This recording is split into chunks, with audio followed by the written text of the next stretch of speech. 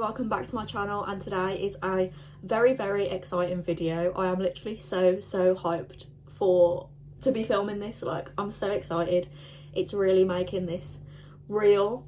But today I'm going to be showing you my TBR for September, aka the Vampire Diaries Readathon, which is taking place from Friday the 1st of September right the way through the whole of September until the 30th. If you don't know, I will link my announcement video in the description, but I am a co-captain for Team Stefan in the Vampire Diaries Readathon.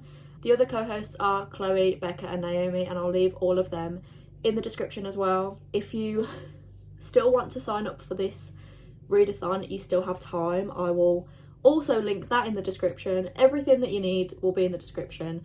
If you do sign up, I would recommend joining Team Stefan because that's the team that I'm on. I don't really want to explain like the readathon too much because I do have a separate video on that, but there are 10 prompts for the readathon and both teams have the same prompts. So my goal for the readathon is to read a book for every single prompt. So I'm going to be showing you those books today. This TBR is like, it's not set in stone, like it's very much, these are the books that I have for the prompts right now, but they might change, but I'm just going to show you them anyway. Also, if I keep looking over here, it's because my computer's there and it has the prompts on because I can't remember every single prompt. The first prompt is Clock Tower, which is to read a book with a supernatural element. So the book that I've chosen for this prompt is Payback's a Witch by Lana Harper.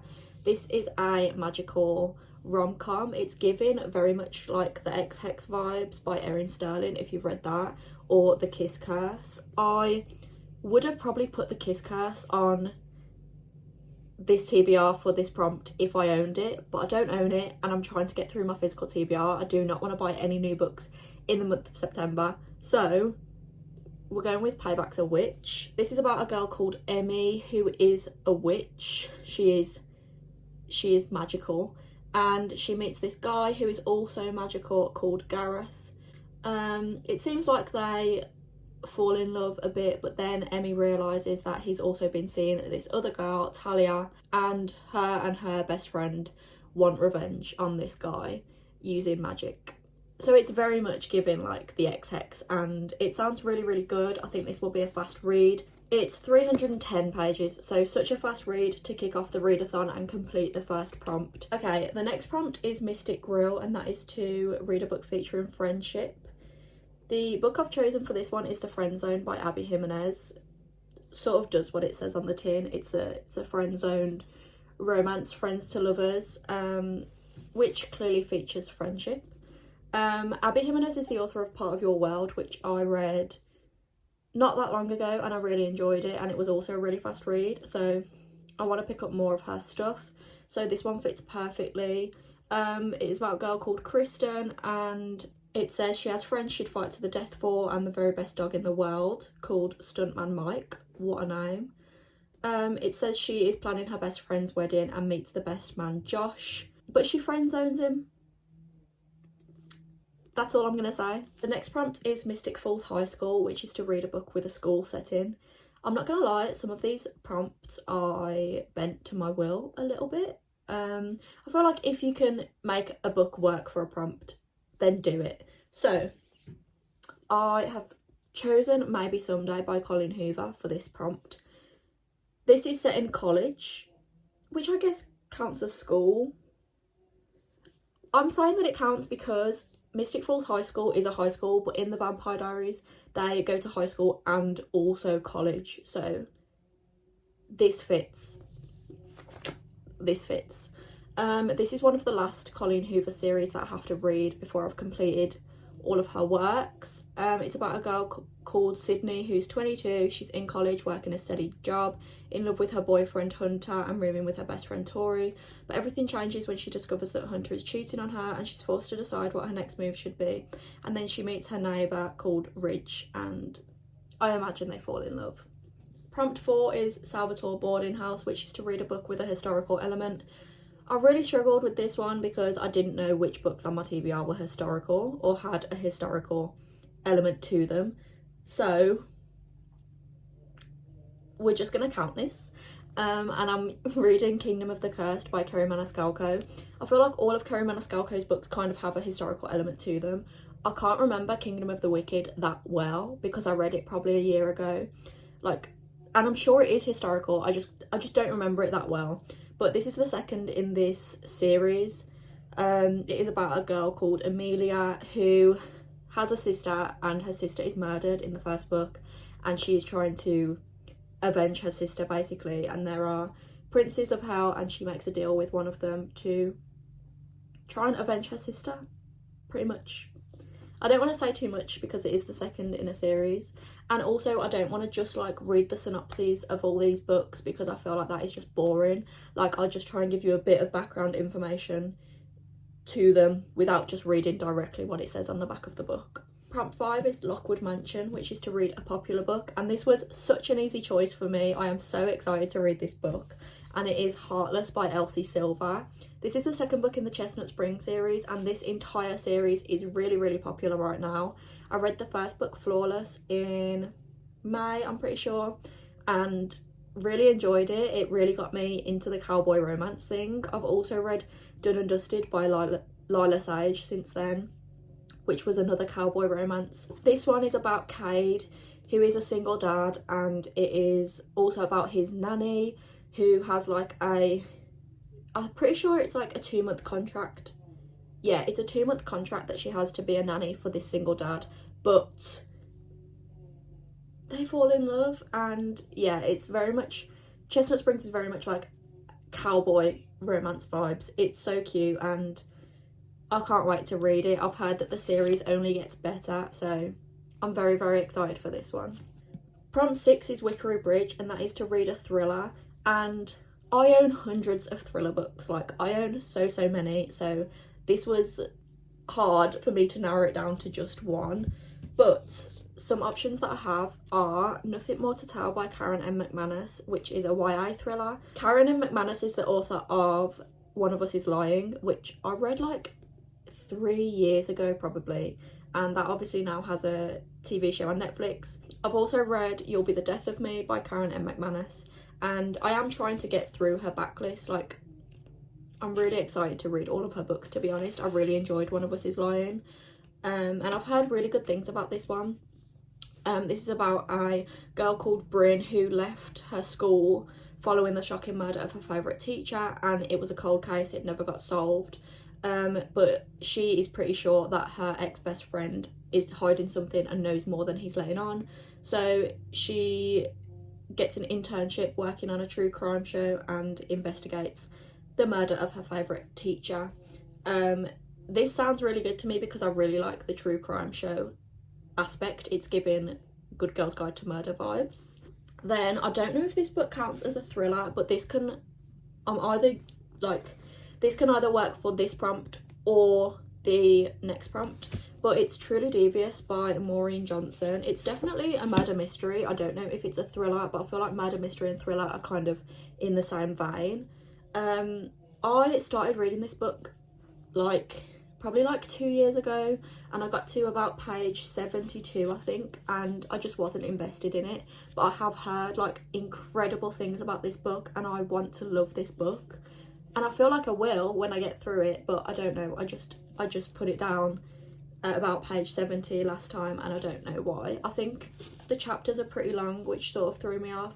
But this is supposed to be an incredible book, and it is the first in a series, and I really do want to get through it, so this could be my thriller book.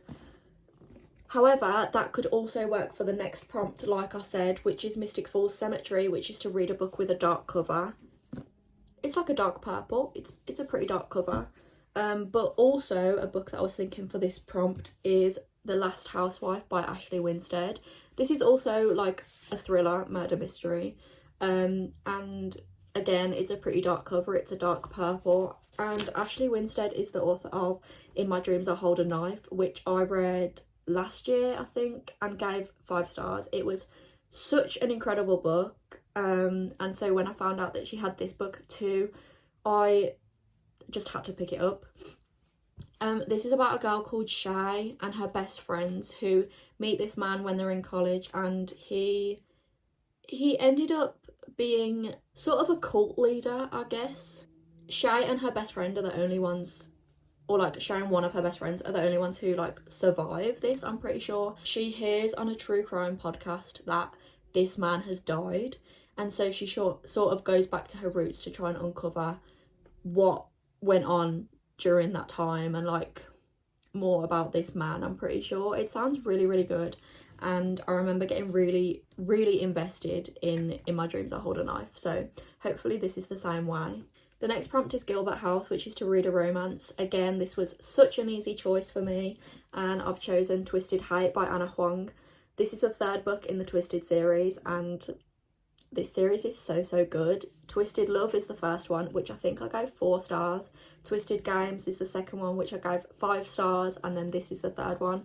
Twisted Games was one of my favourite books I've read all year, honestly. It was so good. And the Twisted series follows 4 girls in a friendship group. The first one is Ava's book, the second is Bridget, this one is Jules, and the fourth one is Stella.